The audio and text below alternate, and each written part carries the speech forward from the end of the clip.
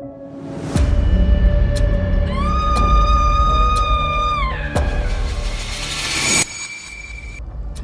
datang di Crimelands, tempat di mana kita menyoroti kisah kejahatan yang mengguncang sejarah dari sudut yang jarang terlihat. Malam ini kita akan menyelami kisah kelam dari masa kolonial Hindia Belanda, sebuah tragedi yang mengguncang kota Bandung di tahun 1904 tentang seorang guru bangsawan yang tewas dengan cara mengenaskan.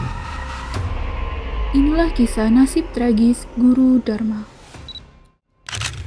Kamis malam 3 April 1904, Bandung yang biasanya tenang berubah panik ketika jeritan seorang perempuan membelah keheningan malam.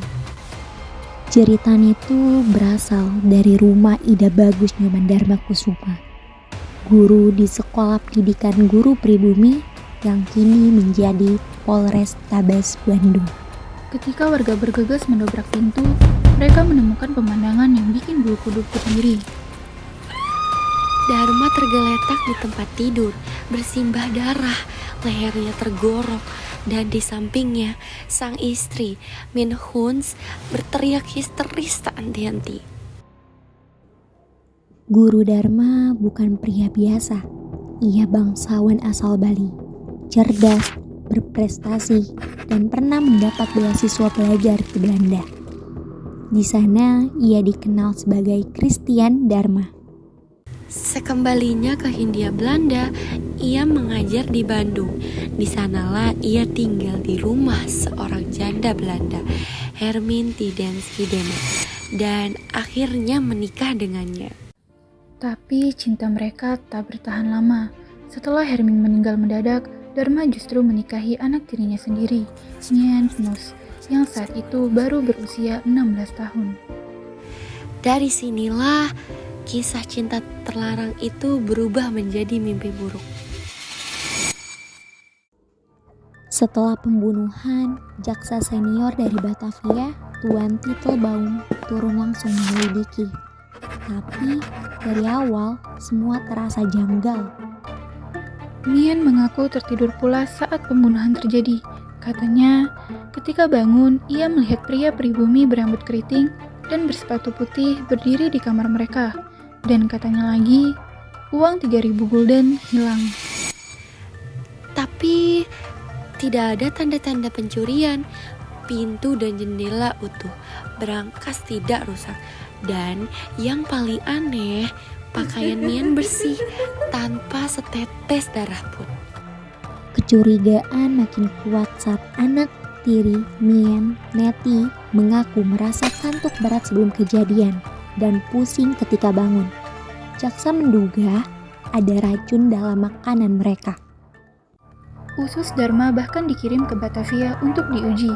Titelbaum tahu, ini bukan pembunuhan biasa, ini perencanaan yang matang.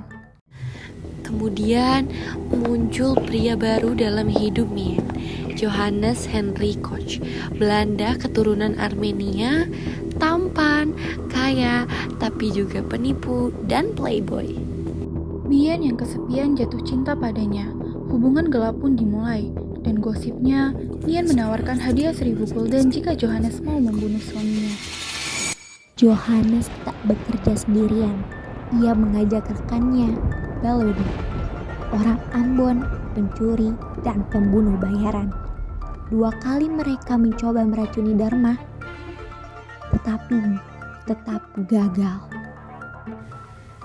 Hingga malam itu, malam di mana darah tumpah di rumah guru bangsawan itu.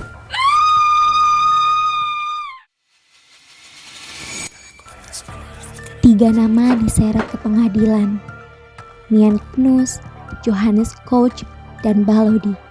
Persidangan ini jadi sorotan media Belanda dan Hindia. Namun, keadilan seolah berpihak pada yang licik. Hanya Balodi yang dinyatakan bersalah dan dijatuhi 20 tahun kerja paksa. Sedangkan Mien dan Johannes bebas karena kurang bukti. Dan ironinya, beberapa tahun setelah itu, Mien malah menikah dengan Johannes. Tapi pernikahan mereka berakhir tragis juga. Mereka bercerai tahun 1915. Sebuah akhir yang pahit untuk kisah yang getir sejak awal. Cinta, kekuasaan, dan pengkhianatan. Semua berujung pada darah. Kisah ini bukan hanya tentang kejahatan, tapi juga potret sosial zaman kolonial, ketika ras, status, dan cinta beradu di satu garis takdir yang kejam. Dan juga pengingat bahwa kebenaran sejati kadang tak tertulis dalam berkas pengadilan. Ia terkubur bersama korban yang tak bisa bicara. Terima kasih telah mendengarkan Crime Lens. Sampai jumpa di episode berikutnya, saat kami kembali membuka lensa pada sisi gelap sejarah.